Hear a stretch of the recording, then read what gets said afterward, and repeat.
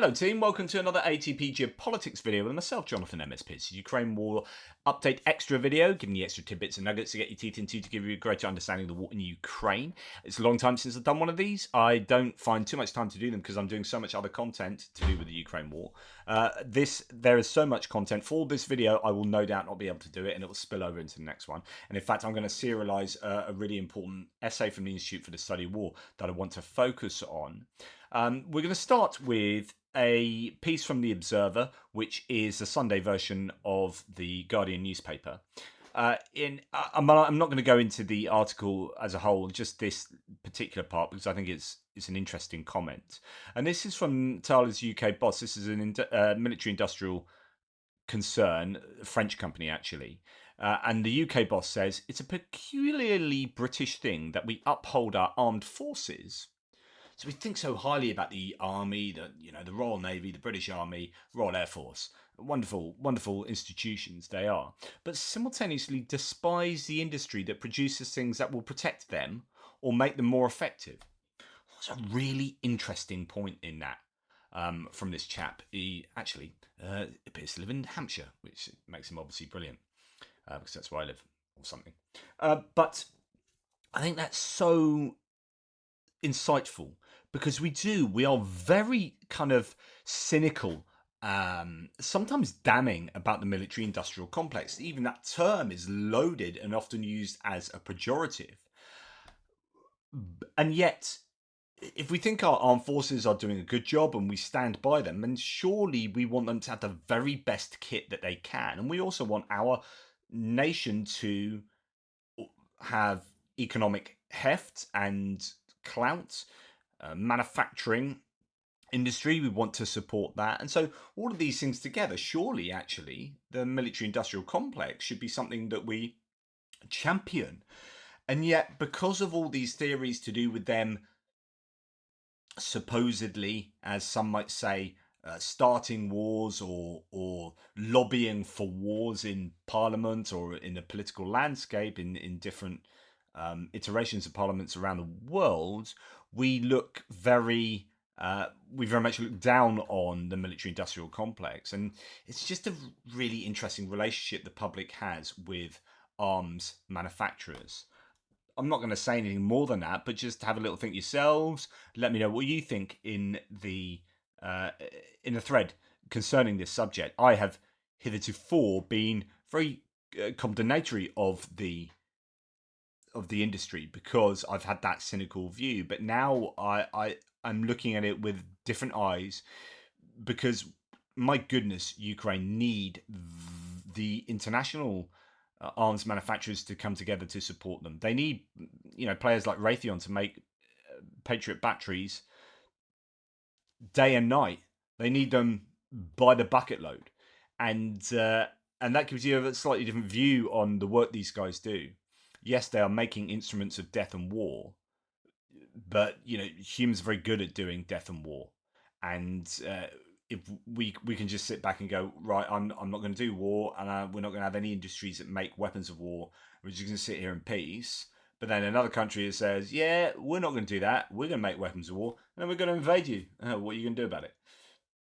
So it's kind of connected to this idea of the paradox of intolerance, which is more tolerant you are, the more susceptible you are to be taken over by the intolerant. If you are tolerant of intolerance, you are likely to be consumed by the intolerant. And so you need to have teeth. And then, of course, if you're saying, well, our country has teeth, and the other country says, yeah, we got bigger teeth, then you're in an arms race. Because you're always thinking, right, I'm not necessarily going to attack them, but if they attack us, we need to be able to defend ourselves. If they're attacking us with sticks and rocks, well, let's just make sure our rocks maybe have some thorns on, our sticks have some thorns on them, and our rocks are slightly bigger. And that's how it goes. So it's understandable, that you see these arms races take place, and you kind of have to back your own arms manufacturers and then back your political system such that you have responsible governance that doesn't use these things in nefarious or morally dubious ways, right? And that's why democracy is really important. and a fully functioning free and fair democracy is obviously better. So yeah, really interesting discussion that, I think. Pekka Kallioniemi does another Vatnik soup here, and he's, instead of talking about an individual person, he's going to talk about generative AI, GAI, and how it will affect propaganda and disinformation in the near future. The development of GAI right now is so fast, it's very difficult to keep track on what's going on, but here's the latest. And this is something that worries me, because I talk about so often about how there are so many bots, um, and actually bots are not humans, they are automated themselves, so there's an element of artificial intelligence possibly behind them. But so many trolls are like real people doing trollish things and having fake avatars and fake profiles, and doing all sorts of horrible disinformational things in the information spaces that act on behalf of their, whoever it is employing them, usually, say for example, the Russian state, the Kremlin. They're going out, and they're a different type of soldier, effectively, and they're doing information war, and they're invading our rooms, our countries, our communities, our heads. And what are we doing to fight against that? Then when you take that idea and you say, right, we're going to make it even more effective, because we're not going to need to employ quite so many people. We're just going to have artificial intelligence to generate the posts, even the profiles and posts. You can just flood the internet with, scare quotes, people having, scare quotes, ideas and conversations and so on and so forth with us, the real people. And then we get taken advantage of by those who are programming the AI to get whatever objectives they want obtained. Generative AI is a technology capable of generating texts, images, videos, or other data using generative models, often in response to prompts. Some examples of GAI are platforms like Midjourney, DALL-E, ChatGPT, and all those chatbots you find on every service desk these days. I'm not going to be someone who's like dead against AI, right? And dead against, I'm not a Luddite. In fact, we used AI we used DALL-E to generate the cover to a book, myself and Aaron Adair, Dr. Aaron Adair, when we wrote this book, Aliens and Religion, Where Two Worlds Collide. Everyone should go and buy this. Please go and buy all my books. You don't have to read them, just buy 50 of them, all of them. And I've written quite a few. But we thought, because we're talking about like alien technology and what impact would aliens have on religion, and we're looking sort of futuristically, and even if we discovered alien life forms without contact with them, how would that affect theological models in on the world, on Earth? And so we thought it would be apt to use AI to generate the cover, and it's really cool, really happy with the cover for that. So yeah, I'm not dead against this, but there are obviously ways that it can be co-opted for nefarious ends. In the last 2 years, GAI platforms, especially those that generate images, have become much more powerful. For example, below, you see the comparison between generated content with different versions of Midjourney. Version 1 was published in 2022, February 2022. Version 6 came out in December 2023. So, here's an AI image. You can see just, 2 years ago, or not even 2 years before this other one, and that just looks like a human being, and it's gone through this evolutionary process until now.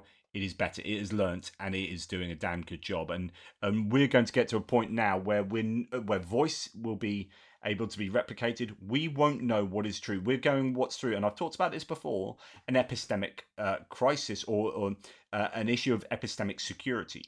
So I talked about national security, cyber security, all these ideas that we very much understand. Well, epistemology is in philosophy, the study of knowledge and truth. If we are having a crisis of epistemic security, where we can't, the security of what is right and wrong is now up for grabs. We don't know if an image is the deep fake. Was it Taylor Swift involved in deep fake porn of her? I think it was her. And so you got visuals, you got voice. How do we know? You might have a news article where you think, President Biden or President Trump or Vladimir Zelensky has said X, Y, or Z, and they haven't. And then that causes the damage gets done, though, and it's the Brandolini's law bullshit asymmetry, where it takes so much more effort to undo what has been easily created. like hours and hours and hours and months to undo the damage done. In fact, with stuff like that, the damage, when it's out there, the damage is done. You can't haul that back. If disinformation gets out or misinformation gets out there and falls into all these minds, that's the damage. You can't rewind that. In the context of the Russia-Ukrainian war, there have been multiple examples where GII has been produced as anti-Ukrainian propaganda. A few weeks after the full-scale war started, a crude and badly made Zelensky deepfake surfaced on social media. Українці, шановні захисники. And of course, that's pretty bad, right? But there might be some people that fall for that, or you're just hearing it. I don't know.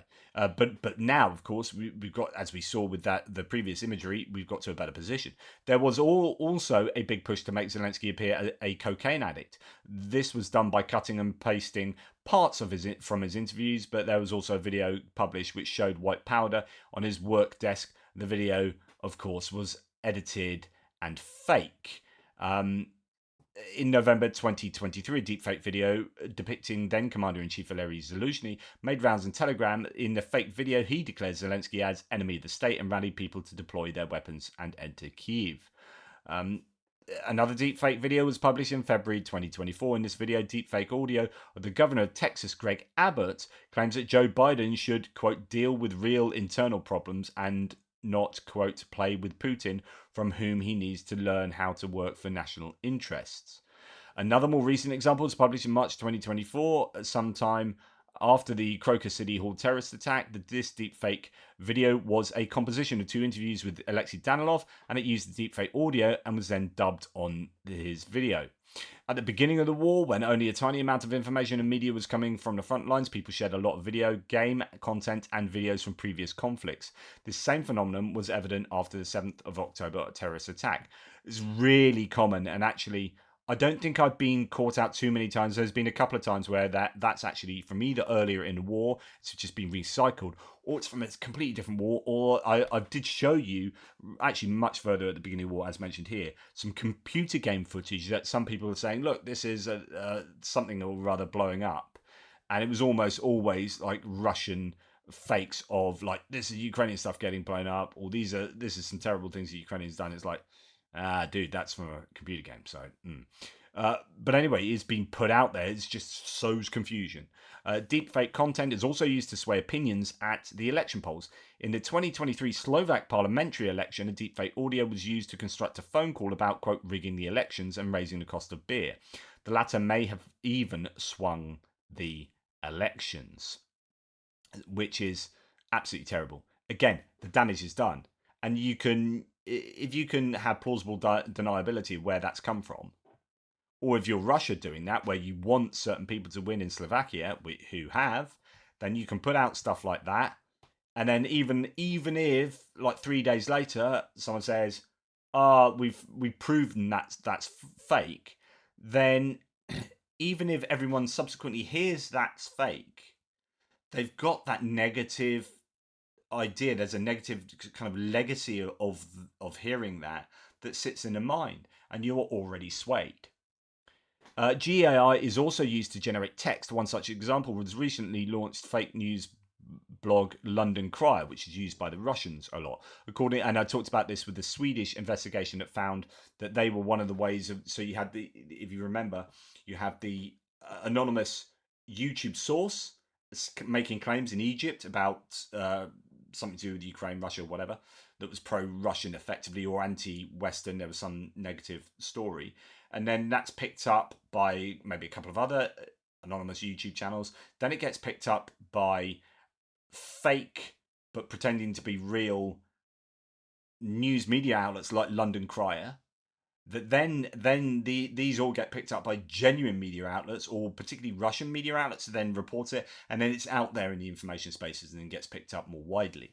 So according to Elliot Higgins, who is of Bellingcat, or he started Bellingcat, most of the content on this site is stolen from other sites and then rewritten by AI, with occasional handwritten fake news thrown in the mix. Most of the examples above are crude and not very convincing. Next, let's look at what can be done today with state-of-the-art GAI technologies. For example, here's a GAI video produced with Sora AI a GAI video platform created by OpenAI. So let's just have a look at this.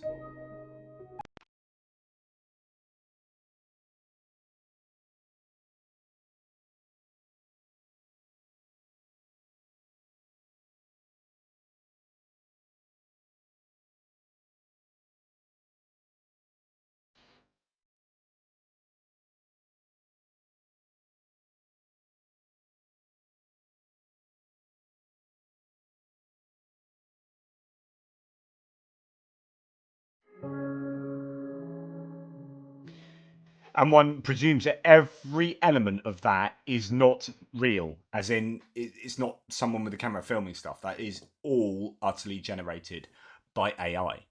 Now, here's another example of what was made that was made by TikTok user tech.bible.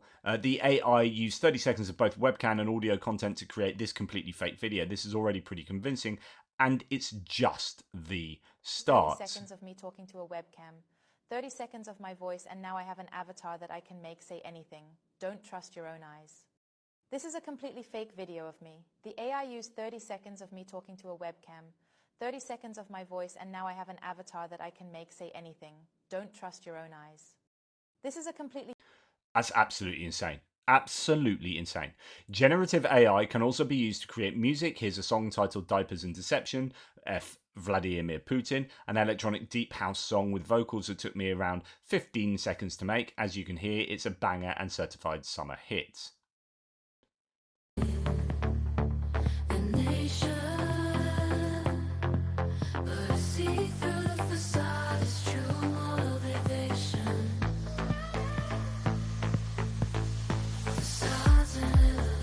So you got 3 minutes of both music and vocals that have been completely generated by AI. Below you will see photorealistic examples made with the latest version of Midjourney AI version 6. I, for one, have a hard time telling that these images were generated by AI. Many platforms are also figuring out how to overcome the challenging parts, like generating human hands.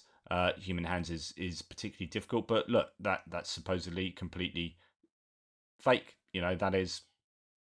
There you go. I mean, that's insane. Absolutely insane. Wow. I mean, I would never know that they were not real, essentially. Deepfakes, robocalls, and other techniques are already used for nefarious purposes. That's the third time I used that word today. He used that, and I used it twice before. So. For example, fake robocalls that impersonated Joe Biden were used to sway voters in New Hampshire, and a finance worker transferred $25 million after a telecall with a deepfake boss. Wow. To conclude, GAI is developing fast, and it will change our attitude towards information and disinformation. In the near future, it will be extremely difficult to notice the difference between real and fake content. People will also have a hard time believing in anything anymore. This is serious. We are in the throes of an epistemic crisis, a crisis of epistemic security. I've been talking about this for a long time.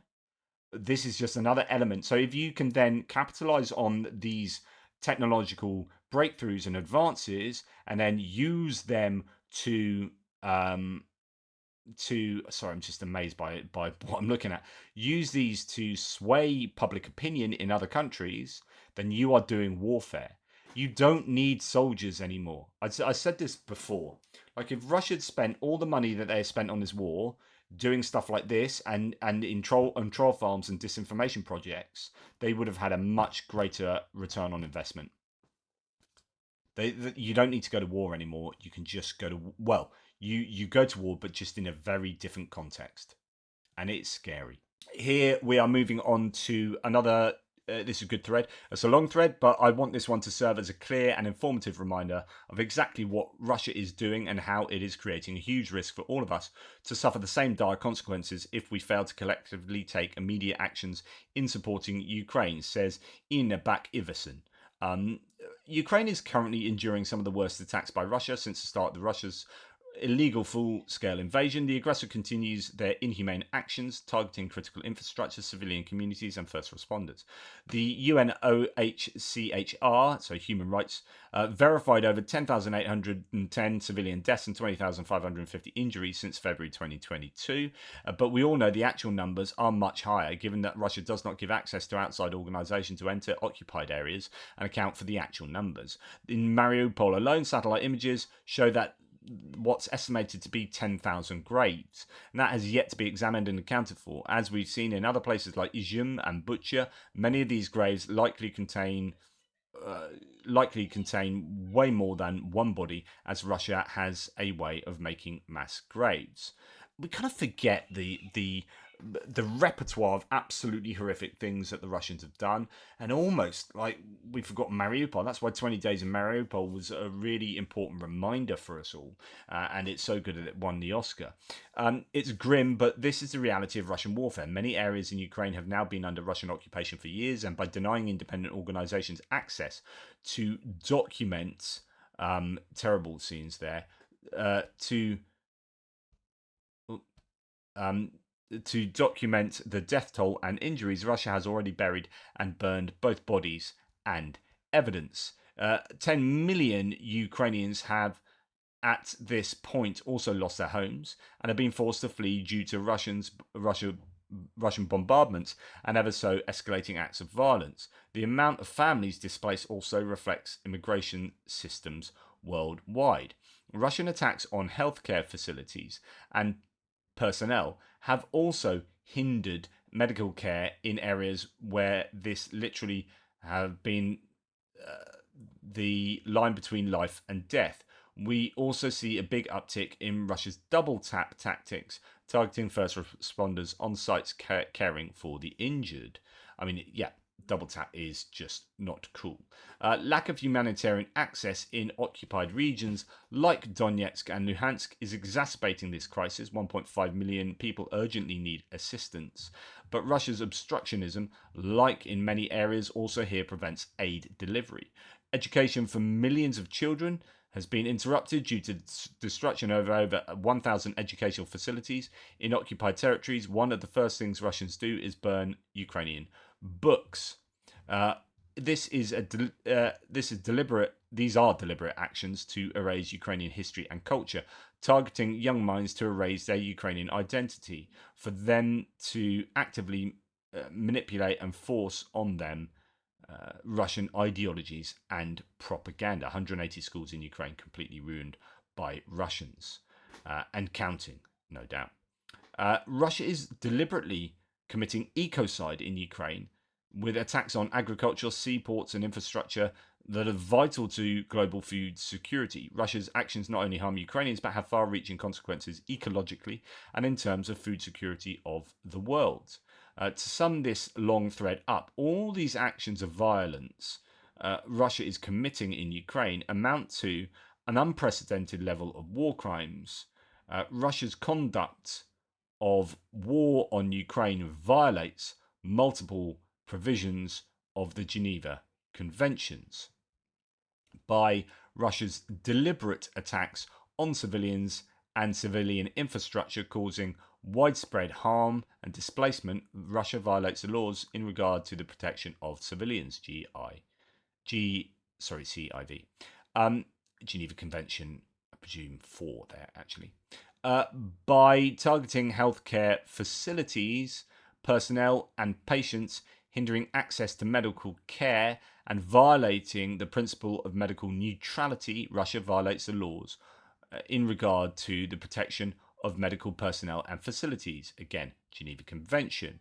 And by Russia's obstruction of humanitarian access to areas in need, preventing the delivery of essential aid to civilians affected by the conflict, Russia violates the laws with regard to protection of humanitarian workers and facilities, also going to be a Geneva Convention thing.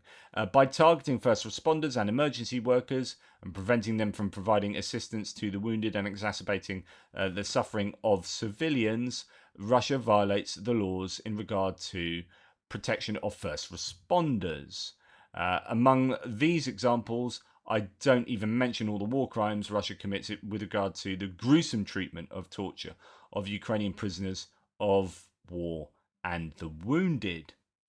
I should not have to say this, but when Russia continuously violates these laws without consequences, it gives the whole world the impression that every organization law created to protect us is nothing but an illusion, and at the end of the day is just words on paper. This again will only pave the way for other nations under dictatorship and predators in this world to follow through on their own warpath, seeing that the only consequences of breaking such laws are words of condemnation. This is a really important point. Don't give up on the checks and balances that are in place. Things like the UN, the UNOHCHR. These are slow moving organizations and charities and other international and national and intranational organizations are slow moving because they are at the moment meticulously gathering data and information and evidence that will eventually lead to prosecution, hopefully, of individuals.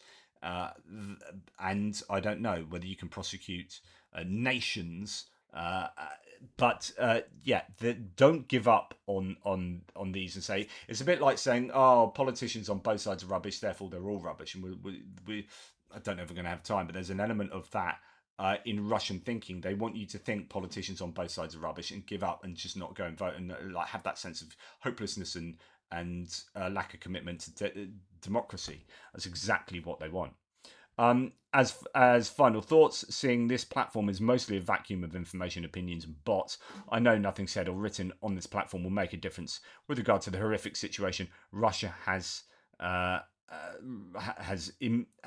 brought upon Ukraine and continues to create in Ukraine. But I hope it can at least reach someone, be a talking point as to why supporting Ukraine is vital for all of us, and that it can serve as a reminder that we all must continue to stand together with Ukraine and remind our governments that they are there to represent us. It's our officials' job to act on behalf of us and not on behalf of their personal agendas. The duty of the elected officials is to serve us based on the values we want to stand for and the opinions voiced by the majority. And so when we come together asking for full support to Ukraine and to hold Russia accountable for their crimes, the job of the government is to listen, obey, and follow through with the promises given to the people who elected them and whom they have, under oath, vouched to serve. So, yeah, I think that's a really important thread, and we sometimes just need reminders of the terrible things that happen. Now, we're going to just very quickly touch on the Institute for the Study of War essay that has been written that Ilya Ponomarenko talks about here, because I want to go on to other things, and I'll probably serialize this. I'll give you what he says here, and then I'll highlight the essay, but I probably won't go into it in any major way because of time. But denying Russia's only strategy for success, but from the Institute for the Study of War, says Ponomarenko, is an absolute must-read and one of the most precise and definitive essays on the Russian war in Ukraine and why Russia is in a critical need of making the West abandon Ukraine. So it's literally the ultimate description of how Russia enables itself by enforcing Western sentiments of false defeatism, omission, and strife, as well as idiotic and irrelevant narratives such as peace equals surrender and resistance to Russian aggression equals escalation, or Russia is entitled to anything it wants and Ukraine is not worthy of Western support. The brilliant work essentially brings an ultimate summary of what we're trying to say all this time. I really hope Western leaders see this too, especially when it comes to the United States these days, because spreaders of absurd anti-Ukrainian propaganda, Russia's useful idiots, deranged conspiracy theorists and irresponsible demagogues will not be there with us to suffer the consequences if the Kremlin devours Ukraine and moves on the West more. Right, so I'm going to read you just some of the highlighted bits here, but the initial opening is that Russia cannot defeat Ukraine or the West and will likely lose if the West mobilizes its resources to resist the Kremlin. So basically, in a war where all the West, with their massive GDPs and economies and access to military, in principle, if they all got together and helped Ukraine as much as possible, Russia just can't win that war. The only way they can win is if they have China aiding them militarily. But at the moment, and this is my big issue, China is not providing lethal weapons. However, they are providing enough stuff that keeps the Russian military industrial complex going strong at the moment. And that's my big concern, right? So, but the point is that Russia can't win the military war. So it has to stop those nations having the political will to give the military stuff and the financial aid to Ukraine. That's the point of this piece. The combined gross domestic product of NATO countries, non-NATO European Union states, and our Asian allies is over 63 trillion. The Russian GDP is close to 1.9 trillion. Iran and North Korea add little in terms of material support. So although China is enabling Russia, it's not mobilized on behalf of Russia and is unlikely to do so. If we lean in and surge, Russia loses. The notion that the war is unwinnable because of Russia's dominance is a Russian information operation, which gives us a glimpse of the Kremlin's real strategy and only real hope of success. The Kremlin must get the US to the sidelines, allowing Russia to fight Ukraine in isolation and then proceed to Moscow's next targets, which Russia will also seek to isolate. The Kremlin needs the United States to choose in action and embrace the false inevitability that Russia will prevail in Ukraine. Putin's center of gravity is his ability to shape the will and decisions of the West, Ukraine, and Russia itself. The Russian strategy that matters most, therefore, is not Moscow's warfighting strategy, but rather the Kremlin's strategy to cause us to see the world as it wishes to see it. As it wishes us to see it, and make decisions in the Kremlin-generated alternative reality that will allow Russia to win in the real world. In other words, go back to that thread we just seen on AI-generated content, and then understand that Russia is trying to win the war in the information space. Go to France and look at the surge in the political parties who favour Russia. Like Marine Le Pen's Rassemblement National, French rally, national rally. Go and look at the surge in the Balkans of pro-Russian political parties because Russia's done this work. Russia can't win on the battlefield, but they can win the war if we don't support Ukraine. So all of its efforts really are being focused, well, not all of its efforts, but a large amount of effort is being focused on getting us to lose in the information spaces. We'll go back to this big time. I just want to finish with a bit of American politics and a bit of talking about. So people have said to me, why aren't Democrats talking about this all the time, or why is this not in a lot of lawmakers' minds? Why is Ukraine just down the news list? But actually, I've watched an absolute ton of American media. I watch it all the time. I don't really relax. I do nothing but soak up information, and even stuff like looking at the Daily Show with Jon Stewart here, and Ukraine is constantly being mentioned. It is not out of the news cycles in a lot of places where people are talking about the real politics of what's going on. It might not, like when you switch on the BBC or CNN or Fox, it might not be up there as one of the main things, but people are talking about it. And it's just little things. I honestly, virtually every video I watch has someone talking about Ukraine on it in really meaningful ways somewhere. And it might not be overly obvious. So this is Christiane Amanpour, who's a stalwart of CNN, talking to Jon Stewart on a Daily Show, comedy show, but none of this is funny. There are no jokes in this, really. This is just a good old-fashioned interview where she's talking about the horrors of the Gaza conflict and reporting on that and the challenges of reporting on it in terms of getting journalists on the ground there and stuff like that. But what's interesting is what just gets said at the end. Just her throwaway comment at the end to me is like, freaking yes. You know how important Ukraine is. And I've said to you for years now, literally, because I've been doing this, I don't know, years in different ways.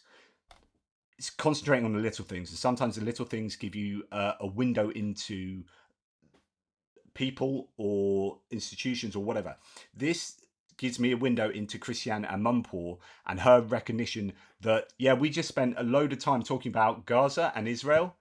But I tell you what, Ukraine, mate. Ukraine.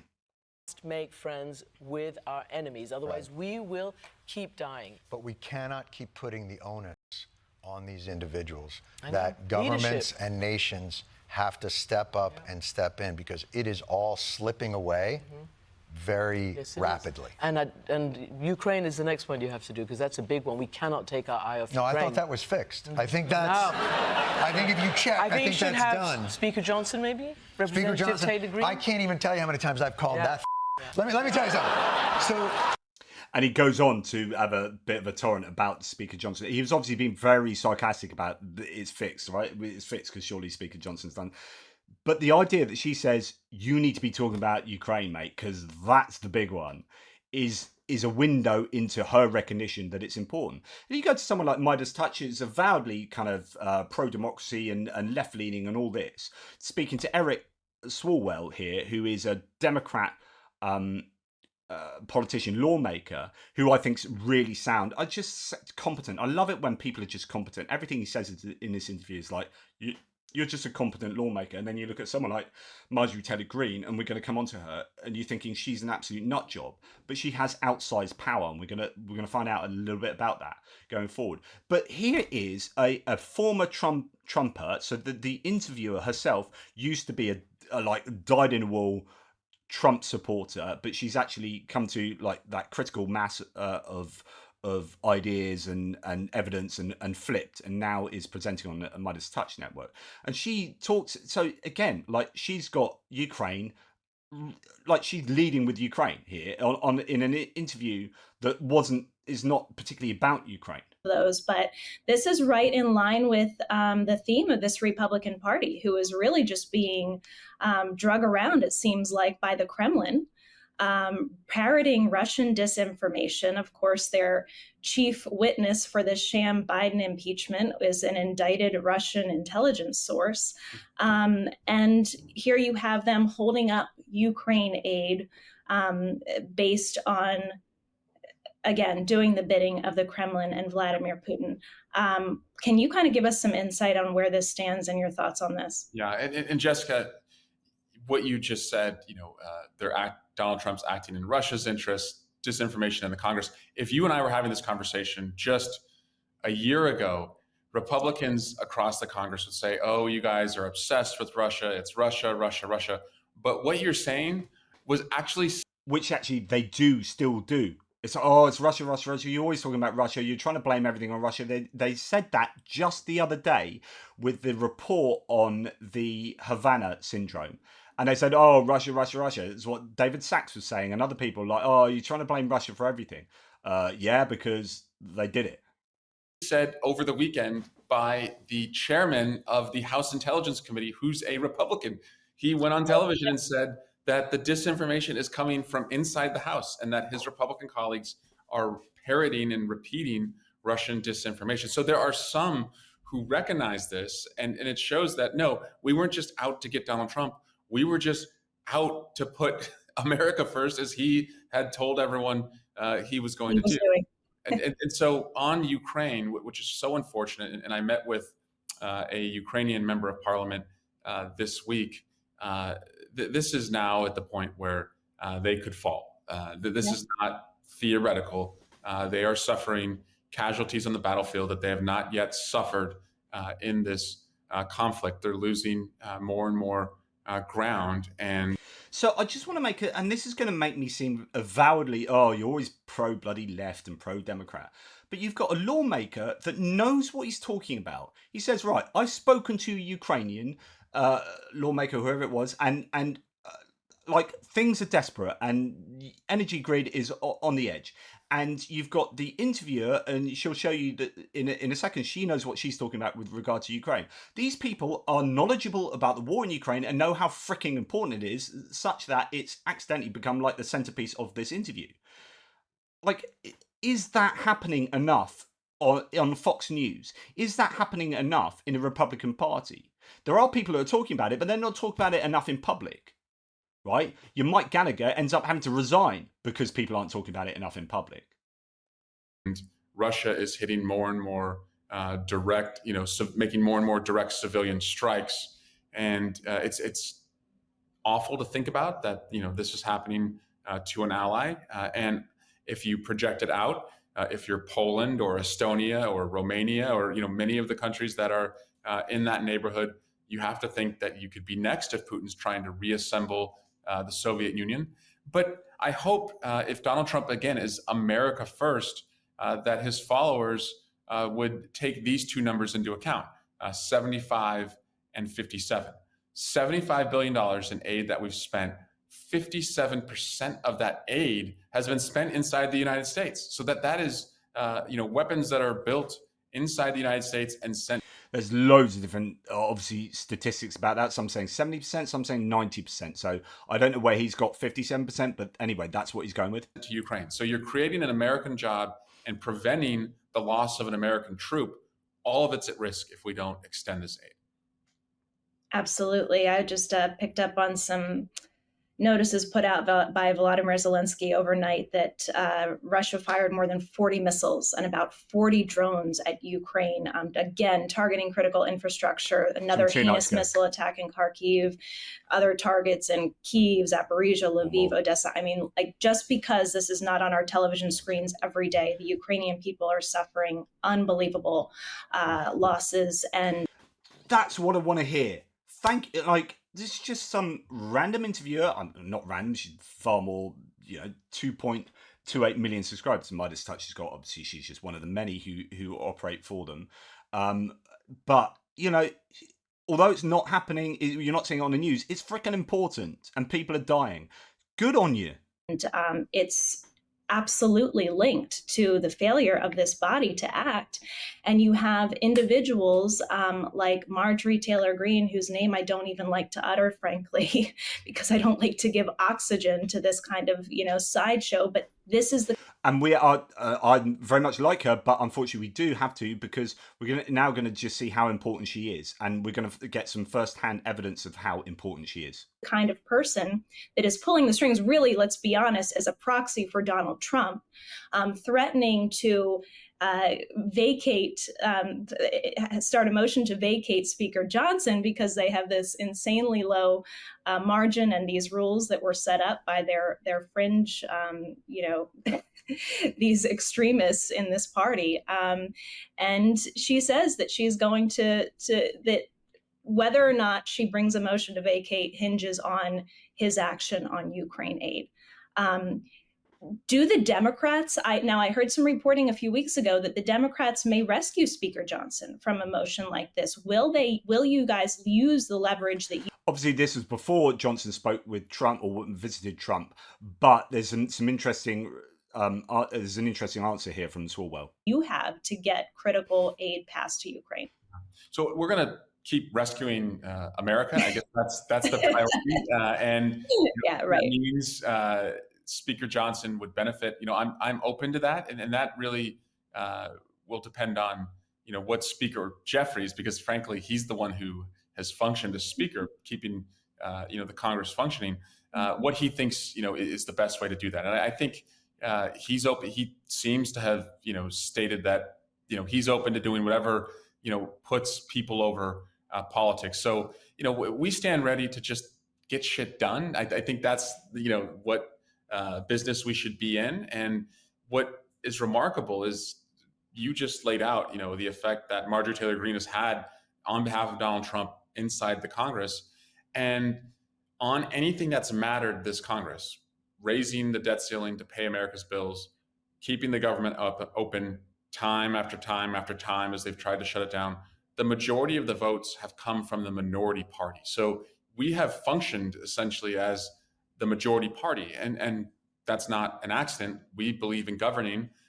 We, as a mantra, want to have people over politics, because I think people are sick and tired of politics. And so there's some sticky issues out there that need solutions, and that's Ukraine. That's the border. That is obviously humanitarian needs in the Middle East, and we stand ready to deliver those votes if the speaker is willing to put them on the floor for a vote. Again, where does he go to first? Ukraine. Like, in these big ideas, we are ready to vote for Ukraine.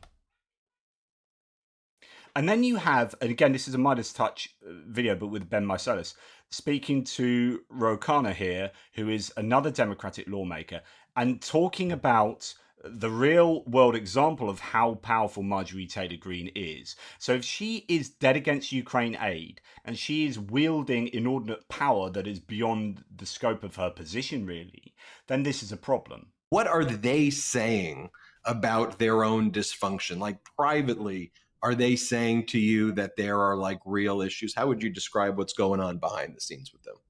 Well, first of all, everyone will tell you the person who's really running the place is Marjorie Taylor Greene. Let me give you a very concrete example. Yesterday, we all had votes in the oversight hearing for a bill, about 8 to 10 votes.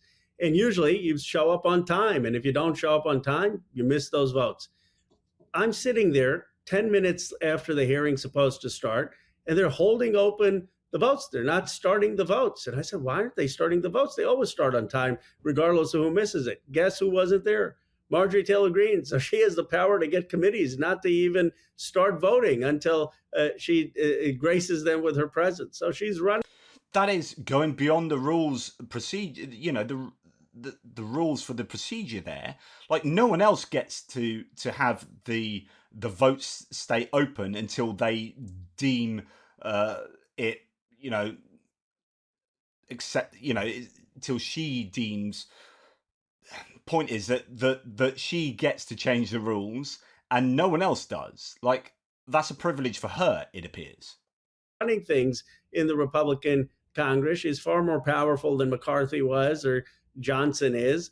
And, you know, people need to realize that. Honestly, so I know people say, please don't mention MTG. Oh, my goodness, blah, blah, blah. But here you've got a Democrat lawmaker saying she's more powerful than McCarthy was, and she's not even Speaker, and she's more powerful than Mike Johnson is, who is Speaker. She is a problem. In terms of who's actually calling the shots. And are your Republican colleagues, though, saying to you, like, look, we're stuck. We don't know what to do. I mean, we see Congressmember Gallagher, Congressmember Buck already leave. Congressmember Buck teased, or former Congressmember Buck now teased, more were going to leave. You know, are they saying to you, hey, Congressman, kind of like this is the worst it's ever been. Like, these people are crazy. Is there anything like that going on? You know, people are careful. They used to snicker more at President Trump back in 2017 when I got first elected. Now, I think people are really fearful for even in private criticizing either the president or his allies, because they fear that if they do that one tweet, then they're going to have a primary challenge. But I will say that there are a lot of people like Mike Gallagher who are frustrated on Ukraine aid, who are frustrated that there's no process, that they can't govern. But they're careful to share that even in private, knowing the consequences that if they deviate from the group, they're going to face a terrible price. And that's very different than Democrats. We criticize each other all the time. I mean, I'm criticizing the president one day on MSNBC on Gaza and then the next day campaigning for him. I think that's the beauty of the Democratic Party, actually. Honestly, that's just that was such a light bulb moment for me when he said that, when I watched this. And I was thinking, if you criticize Trump or do something he doesn't like, you get primaried. You're out of there. It's just like, it's dictatorial. Whereas if you criticize Biden, you can end up campaigning for him the next week because you understand the bigger picture and you feel principled. It's about principles. I'm principled on this matter. I don't like offensive weapons going to Israel to blow up Gaza. Okay, so I'm going to say I'm not a fan of that. And I'm going to come out on national television and criticize Biden on that. But next week, I know that Biden is definitely the best choice for president. I'm speaking on behalf of this guy here. And therefore, I will campaign on him and speak his praises in public as much as I will criticize him in other contexts. And that is just incredibly important, in my opinion. And there you go. So I just thought those were quite insightful little excerpts that give you an indication that, look, people are talking about Ukraine an awful lot. And all of these videos I watch, Ukraine comes up so often. It might not be in the mainstream media, but politically, people are talking about it. But unfortunately, it seems to be that the Democrats in the US are talking about it more openly and are registering very publicly how important Ukraine is and how important it is to get aid to Ukraine. And the Republicans are absent. There are some who whisper about it, talk about it behind closed doors, but they're afraid to come out and actually sign a freaking discharge petition. Why? Because they're afraid of the ire of MTG and how she holds sway with Trump. It's just, it's not good. It's not good for US politics just domestically that you've got this situation. You've got one party that appears to be able to function and the other party is growing into some kind of autocratic cult. And I find it a problem. And people who are against Trump do recognize that. There are some of my viewers who are Republicans who do recognize that. They'd like to obviously still insult Joe Biden and Democrat Party because obviously their political background, but recognize that also they don't really have a home at the moment because this GOP is becoming more and more of a Trump cult. Now, you might get to a situation where in November 2024, when the presidential elections take place, that Trump, because of his legal woes and because actually the electorate is very much in the center and might recognize that they don't start remembering Trump as they see him more and more on TV and recognizing that 2016 to 2020 wasn't as cool as they wanted it to be, and you might get Biden walking the presidential election. Now, what's interesting there? Now, if that happens, I know it's going to be close. I think. Well, I can think of different scenarios where one, it's not close and actually Biden walks it. I can think of a scenario where it is very close, and I can think of Biden making some kind of gaffe where he falls over and that kind of stuff where everyone then thinks he's really weak, and then it swings to Republicans. So there are all these different scenarios, but all things remaining equal, I think Biden should walk it. And if he does, how does the GOP react? So the GOP, the Republican Party, could either go, we doubled down on Trumpism and it failed again. We need to reject that. We need to reject that completely and get back to Reagan Republicanism and try and adopt the center ground again, both in social and economic terms. Or they go, we didn't go hard enough on Trump and MAGA. And although Trump might be over it by 2024, if he, end of 2024, if he doesn't get in, it's that kind of ideology. You might get Republicans go, we need to just go even more. But if they go even more in that direction, you're going to lose the center even more, and there is no hope for them. So I don't know. I think it's a really interesting inflection point for the GOP as much as anything else. I'm now going to have this is just my own. This is really not geopolitics. This is just a little. Again, it's the little things actually. So it is kind of related to things I've been talking about. Just concentrate on the little things, and we're going to concentrate on something that Trump said to me that didn't say to me at the Chick-fil-A restaurant, where I was just like, oh my God, that represents Trump entirely. In Georgia, let's listen on Live Now. Chicken, and we're going to take care of the customers. So this is good. Making a lot of money. Everyone getting rich, right? That's what he chooses for small talk to these employees of Chick-fil-A. These have been minimum wage employees, or they ain't going to be on big wages doing the job they're doing, right? And what he chooses to say to them is business doing well? Like, these people working on counters, business doing well? It's a franchise business that, well, yeah, I mean, it's a fast food restaurant. Yeah, it's doing well, but I don't really care how well business is doing. Like, I don't get a cut in the business. And then the next question is like, make everyone rich, yeah? And they go, yeah. No. His small talk is stuff that he just has no empathy, no idea who these people are and what makes them. There's no kind of personal connection to them. It's like, what do I see as the most important thing in my life? Getting rich. So what am I going to talk to you about? Are you guys getting rich? Business going well? You guys getting rich? That's his way of talking to people. That's who he is. So to me, just those couple of lines from him, that's everything. It speaks everything about who Trump is there. And just concentrate on the little things and they will give you windows into people's lives. That is your window into Trump's life. That's how good he is at small talk. And it just reminds me of this, and I've read this before several times, but it's been just reposted by Republicans against Trump. And this will seem very anti-Trumpy, but this is really for my British viewers and for my Americans if they're not big fans. Nate White, a British writer, penned the best description of Donald Trump I've ever read. Why do some British people not like Donald Trump? And this is what this British guy said. And I read this years ago when it first came out. I was like, yeah. But anyway, it is pretty anti-Trumpy, so, take it with a pinch of salt if you feel defensive about Trump. A few things spring to mind, says this British guy.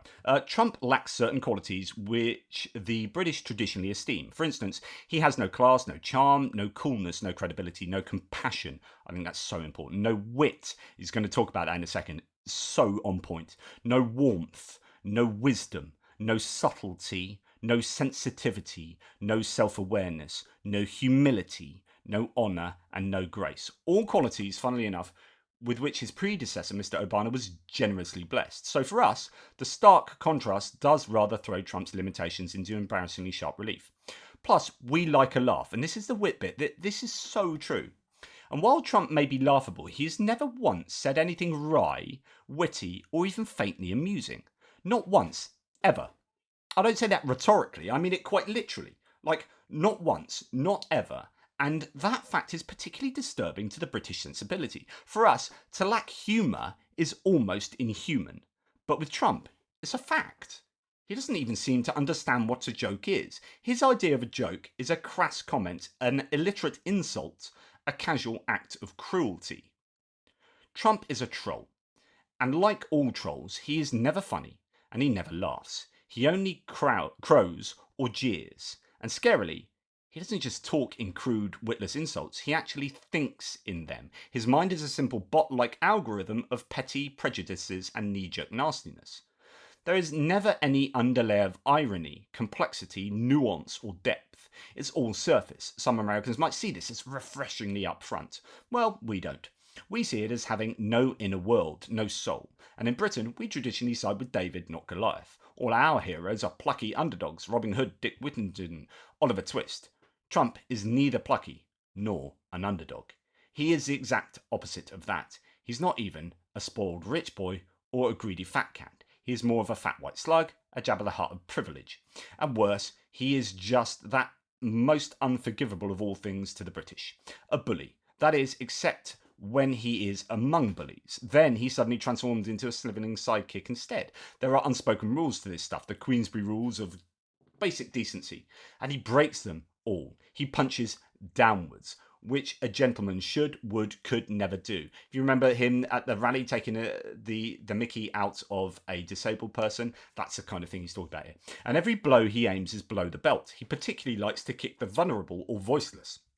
And he kicks them when they are down. So the fact that a significant minority, perhaps a third of Americans, look at what he does, listen to what he says, and then think, yeah, he seems like my kind of guy, is a matter of some confusion and no little distress to British people, given that Americans are supposed to be nicer than us, and mostly are. You don't need a particularly keen eye for detail to spot a few flaws in the man. And this last point is what especially confuses and dismays British people and many other people too. His faults seem pretty bloody hard to miss. After all, it's impossible to read a single tweet or him speak a sentence or two without staring deep into the abyss. He turns being artless into an art form. He is a Picasso of pettiness, a Shakespeare of shit. His faults are fractal. Even his flaws have flaws, and so on ad infinitum. God knows there have always been stupid people in the world, and plenty of nasty people too. But rarely has stupidity been so nasty, or nastiness so stupid. He makes Nixon look trustworthy and George W. look smart. In fact, if Frankenstein decided to make a monster assembled entirely from human flaws, he would make a Trump. And a remorseful Dr. Frankenstein would clutch out big clumpfuls of hair and scream in anguish, "My God, what have I created?" If being a twat was a TV show, Trump would be the box set. Oof. And I know that's going to be really divisive, and I know there's a lot of people who will not appreciate what I've just done and said. I said in my Trump video the other day, I had to purge myself. I did have to share this with you because I've always thought it was quite amusing. But I don't want it to take away from the very serious points that Ukraine still is on the minds of many, but with the people that are pulling the strings at the moment, and they don't even have power, like Trump or Marjorie Taylor Greene, who doesn't have power in the form of a speakership. Yeah, and Mike Johnson himself, who does have that power. Like, these people are just not on the wrong side, not on the right side of morality and politics, and yet they are pushing through their agenda in a way that is causing death to many in Ukraine, and is giving power to the Kremlin. And it's deeply worrying. It's deeply worrying that someone like this is who appeals to people like Mike Johnson and Marjorie Taylor Greene, who are ostensibly very different people, but that they seem to want to get down and genuflect before this idol. And I think it's deeply worrying for me. I know I'm going to have annoyed people, so be it. But let me know what you think of all the points that I brought up today. Take care and speak to you soon.